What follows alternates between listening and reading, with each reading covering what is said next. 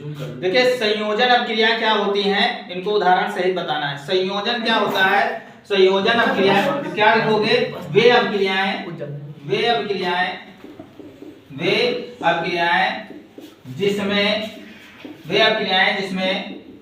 जिसमें दो या दो से अधिक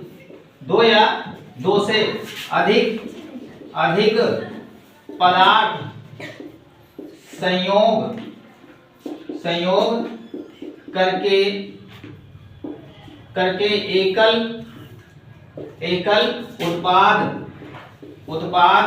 का निर्माण करती हैं उन्हें कौन सी अभिक्रियाएं? उन्हें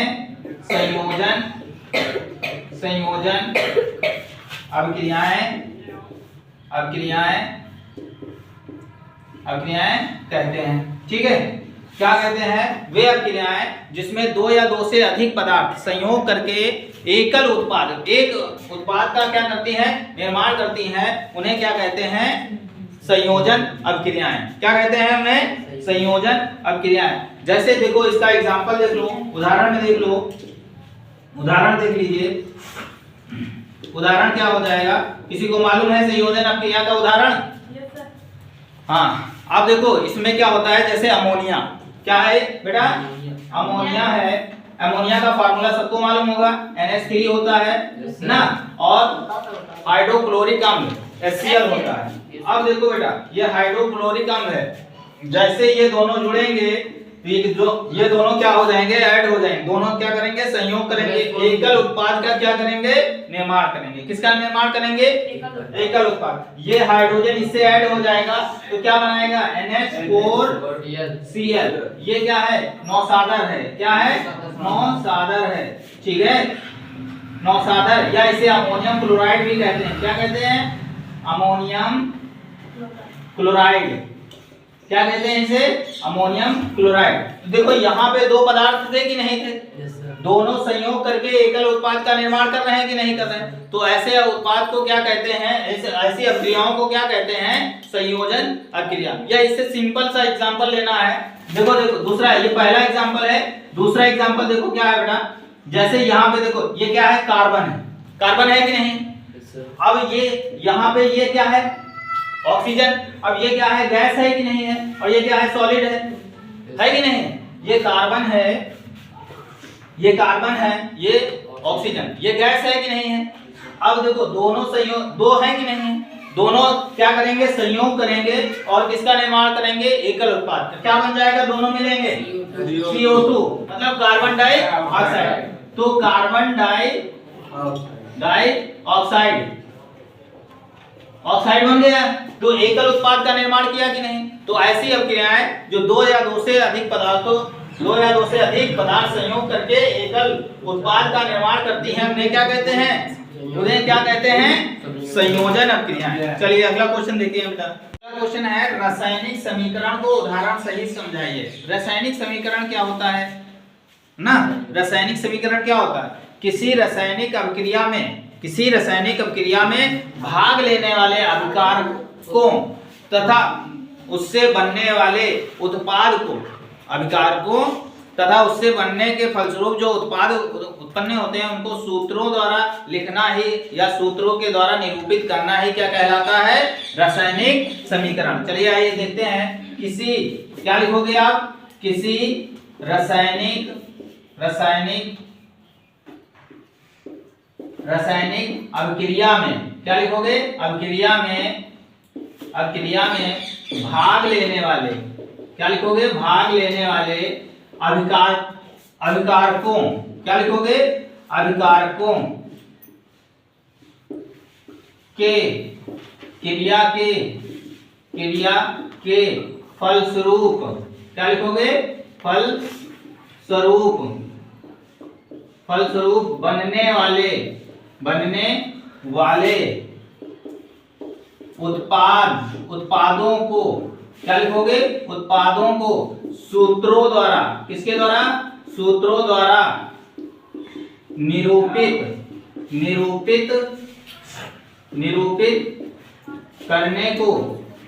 निरूपित करने को क्या कहते हैं? करने को रासायनिक समीकरण कहते हैं। क्या कहते हैं? रासायनिक समीकरण कहते हैं। ठीक है, रासायनिक समीकरण कहते हैं। अब देखो, जैसे यहाँ पे एक उदाहरण है, जैसे यहाँ पे क्या है? मैग्नीशियम है। ये क्या है? मैग्नीशियम, ये उत्पाद है। ये क्या ये क्या है? अभिकारक है। और यहाँ पे हमने ऑक्सीजन ले लिया, हाफ O2 ऑक्सीजन ले लिया। ठीक है, अब जैसे हाफ O2 ऑक्सीजन लिया, दोनों को मिक्स किया, ये इधर क्या है? अभिकारक है। ये क्या है बेटा? अभिकारक है। अब इनकी क्रिया दोनों से कराई जाए। जैसे ये दोनों क्रिया करेंगे, जो इधर बनेगा, जैसे मैग्नीशियम ऑक्साइड बन गया। क्या बन गया? Magnesium oxide. ये क्या है? उत्पाद है। क्या है? ये उत्पाद। तो इसको जिस समीकरण द्वारा निरूपित किया जा रहा है, वही क्या कहलाता है? हमारा रासायनिक समीकरण कहलाता है। क्या कहलाता है? रासायनिक समीकरण। दूसरा देखिए, अगर हम दूसरा एग्जांपल ले लेते हैं। दूसरा एग्जांपल अगर हमने ले लिया, यहाँ पे दूसरा एग्जांपल देख लीजिए। दूसरा एग्जांपल क्या है? जैसे हमारे पास नाइट्रोजन है। क्या है? नाइट्रोजन। और हमने ले लिया प्लस हाइड्रोजन ले लिया। क्या ले लिया? हाइड्रोजन। ठीक है, अब ये दोनों क्या है? उत्पाद हैं कि नहीं? ये अभिकारक हैं कि नहीं? अब अभिकारक हैं। इधर क्या होते हैं? लेफ्ट साइड जो होते हैं वो क्या होते हैं? अभिकारक। और राइट साइड जो होते हैं वो क्या होते हैं? उत्पाद होते हैं। ठीक है, और दोनों को मिलाया जाए तो क्या बनेगा? NH3 बनेगा। ये क्या बन गया? अमोनिया। तो ये क्या है? उत्पाद है। अभिकारक इधर है और ये क्या है? उत्पाद है। तो इन अभिकारक तथा उत्पादकों को जिस समीकरण द्वारा निरूपित किया जाता है, उसे क्या कहते हैं? रासायनिक समीकरण कहते हैं। ठीक है, चलिए अगला क्वेश्चन देखते हैं। क्या है? चालू है। वियोजन अपक्रिया। अब देखो, इसमें क्या होता है? वियोजन अपक्रिया किसे कहते हैं? बताया भी, कोई बताएगा? वियोजन का मतलब होता है तोड़ना। वियोजन का मतलब क्या होता है? तोड़ना होता है। वियोजन का मतलब क्या होता है? तोड़ना। तो क्या लिखोगे वे रासायनिक अपक्रियाएं, अपक्रियाओं के यौगिक, अपक्रियाओं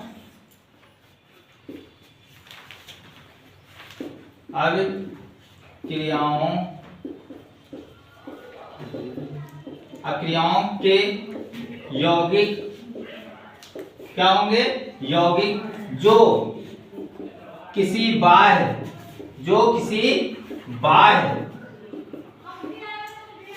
कारक के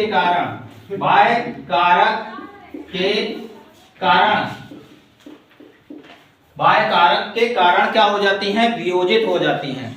अपने तत्वों में क्या हो जाती हैं? आप क्या कर सकते हो? अपने तत्वों में क्या हो जाती हैं? प्रभाव के कारण अपने तत्वों या लघु यौगिकों में वियोजित हो जाती हैं। क्या हो जाती हैं? वियोजित। यानी कि वियोजित का मतलब क्या है? टूट जाती हैं। आप यहाँ पे टूट भी कर सकते हो। वियोजित हो जाती हैं, उन्हें क्या कहते हैं? उन्हें वियोजन अपक्रियाएं कहते हैं। ठीक है, उन्हें क्या कहते हैं? वियोजन अपक्रियाएं कहते हैं।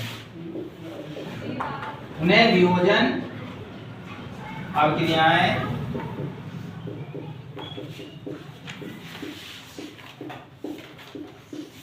कहते हैं। वियोजन अपक्रियाएं कहते हैं। समझ गए कि नहीं? कौन सी अपक्रियाएं? रासायनिक अपक्रियाएं। वे रासायनिक अपक्रियाएं अपक्रियाओं के यौगिक जो किसी बाह्य कारक के कारण क्या हो जाती हैं? अपने तत्वों में क्या हो जाती हैं? अपने तत्वों। चलिए ये देखिए, उसमें अपघटन हो गया। ठीक है, वियोजन अपक्रिया का हो गया। अब ये कितने प्रकार का होता है? ये 3 प्रकार का होता है। देखो, पहला क्या होता है? उष्मीय अपघटन। कैसा होता है? उष्मीय अपघटन। ठीक है, कैसा होता है? उष्मीय अपघटन। पहला क्या होता है? उष्मीय अपघटन। ठीक है, दूसरा क्या होता है? प्रकाश अपघटन। दूसरा क्या होता है? प्रकाश अपघटन। ठीक है, तीसरा क्या होता है? विद्युत अपघटन। क्या होता है बेटा? विद्युत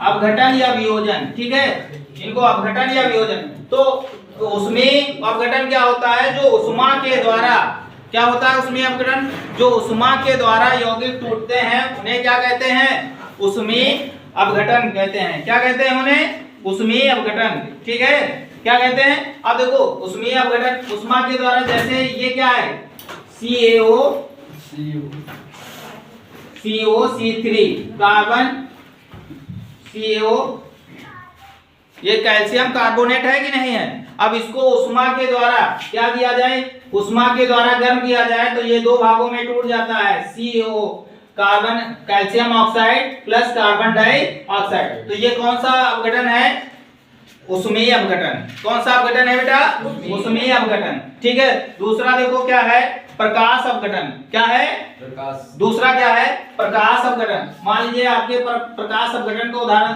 जो प्रकाश के द्वारा, किसके द्वारा, प्रकाश के द्वारा यौगिक टूट छोटे छोटे तत्वों में वियोजित हो जाता है, उसे क्या कहते हैं, प्रकाश अपघटन। इसके लिए देखो जैसे तुम्हारे पास क्या है AgCl, ठीक है, AgCl2 है।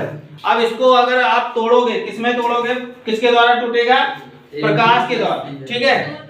अब इसमें 2, अब इसको तोड़ दोगे तो ये क्या हो जाएगा 2 और प्लस Cl2, 2 हो गया। किसके द्वारा ये है, प्रकाश के द्वारा। किसके द्वारा है, प्रकाश वियोजन कहलाता है। ये एग्जांपल है उसका, ठीक है। तीसरा क्या है, विद्युत अपघटन। तीसरा क्या है, विद्युत, जो वे यौगिक जो विद्युत के द्वारा क्या हो जाते हैं, वियोजित हो जाते हैं। किसके द्वारा, विद्युत के द्वारा वियोजित हो जाते हैं, उन्हें क्या कहते हैं, विद्युत अपघटन कहते हैं। तो इसका देखो 2KCl, अगर ये टूट जाएगा तो किसमें टूट जाएगा, 2K प्लस Cl2, तो ये क्या हो गया, विद्युत अपघटन। कैसा हो गया, विद्युत अपघटन। तो ये हो गए वियोजन अपक्रिया के उदाहरण भी हो गए, ठीक है। और ये कितने प्रकार के होते हैं, 3 प्रकार के होते हैं, इनको ध्यान रखना है। चलिए नेक्स्ट क्वेश्चन की तरफ चलते हैं। चलिए संचारण को उदाहरण सहित समझाइए। संचारण क्या होता है, तो जब कोई, क्या कहोगे संचारण, जब कोई धातु ना, धातु अपने आसपास अम्ल या आर्द्रता के संपर्क में आने पर वो क्या होती है, धीरे धीरे क्या होने लगती है, संचारित होने लगती है। क्या होने लगती है, संचारित होने लगती। संचारित का मतलब गलने लगती है, तो उस क्रिया को क्या कहते हैं, संचारण कहते हैं। क्या कहते हैं, संचारण। आइए इसको लिख के देखते हैं। क्या कहोगे, जब कोई धातु, क्या कहोगे, जब कोई धातु अपने आसपास, क्या लिखोगे, अपने आसपास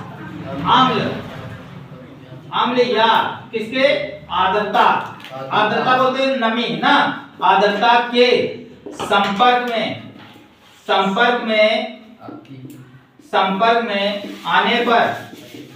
आने पर वह धीरे धीरे क्या होने लगती है, धीरे धीरे, या सैन्य कह सकते हो। क्या कहोगे, सैन्य, धीरे धीरे संचारित होती है। तो इस अभिक्रिया को क्या कहते हैं, इस क्रिया को संचारण कहते हैं। क्या कहते हैं, संचारण कहते हैं। अब इसके उदाहरण, जैसे एग्जांपल में देखो, लोहे में क्या होता है, जंग लगना, ठीक है, लोहे में जंग लगना भाई।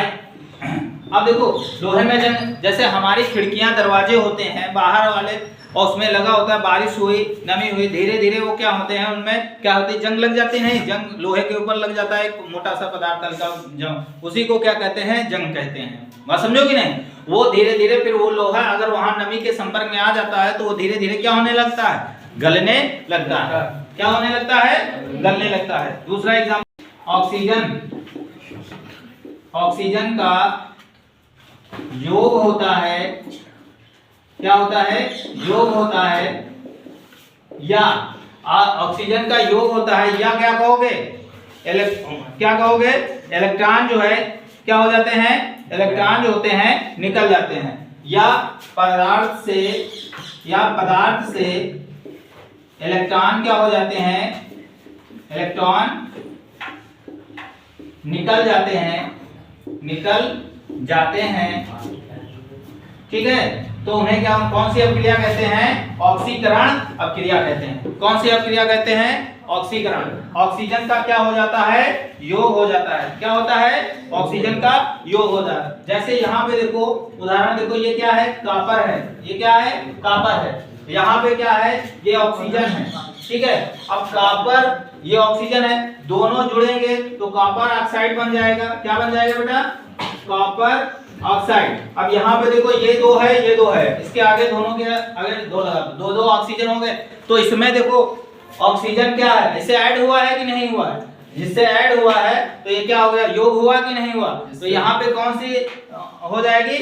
ऑक्सीकरण अपक्रिया हो जाएगी। अब ऑक्सीकरण अपक्रिया हो जाएगी। अब दूसरी अपक्रिया क्या है? अपचयन। अपचयन क्या हो जाता है? इसका अपोजिट हो जाता है। अपचयन क्या हो जाता है? इसका उल्टा हो जाएगा, ठीक है।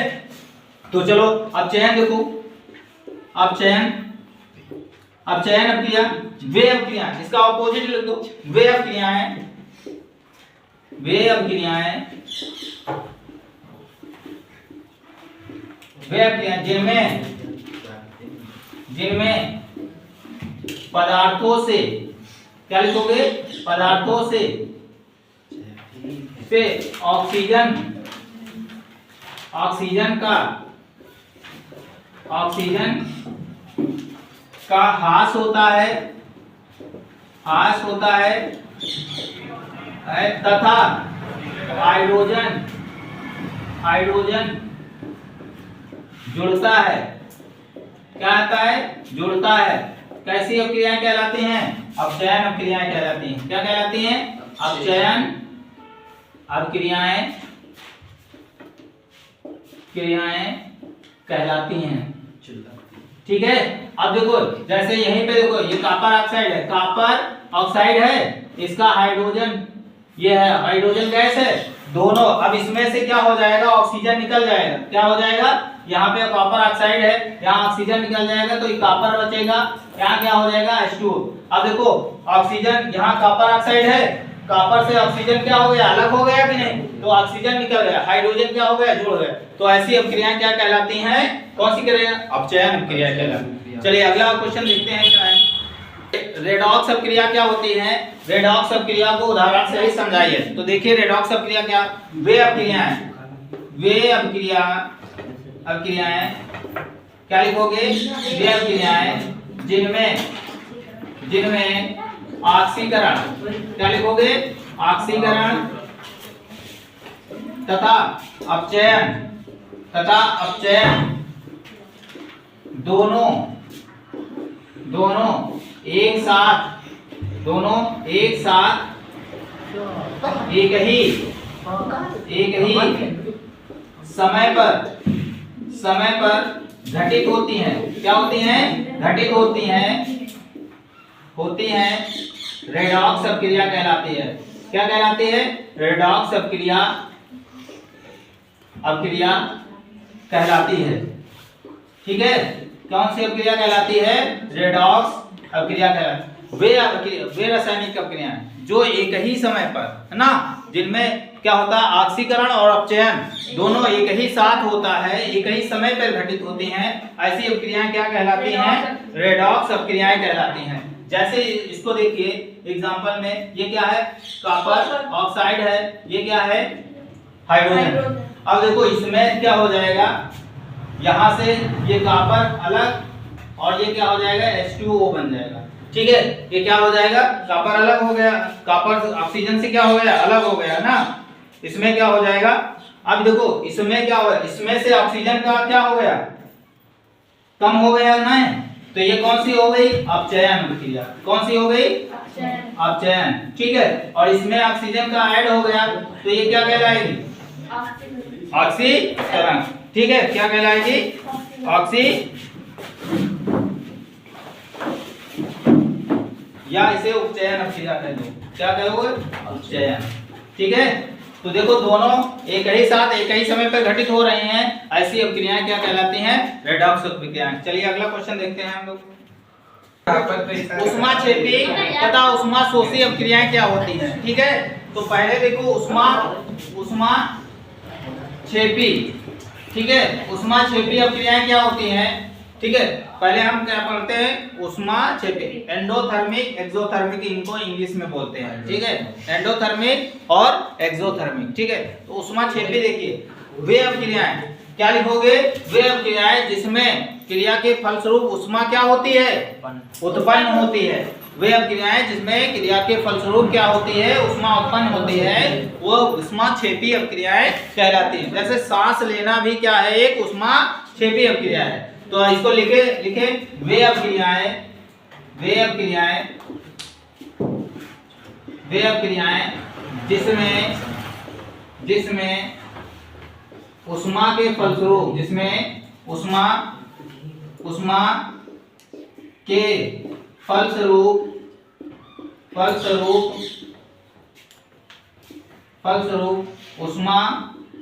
उष्मा उत्पन्न होती है, उष्मा क्षेपी अभिक्रियाएं कहलाती हैं। क्या कहलाती हैं, उष्मा क्षेपी अभिक्रियाएं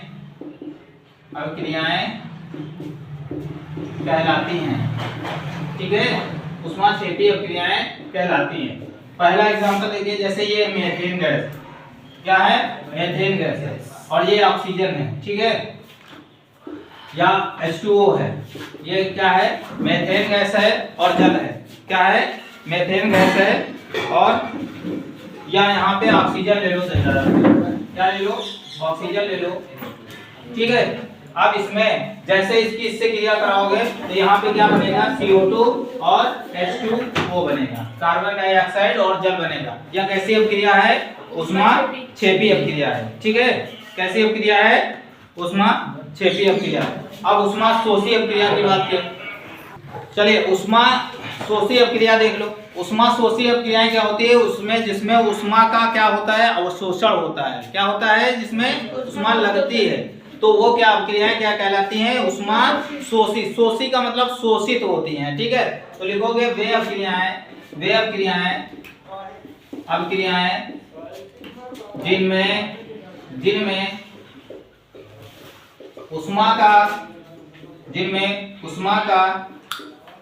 उष्मा का अवशोषण होता है,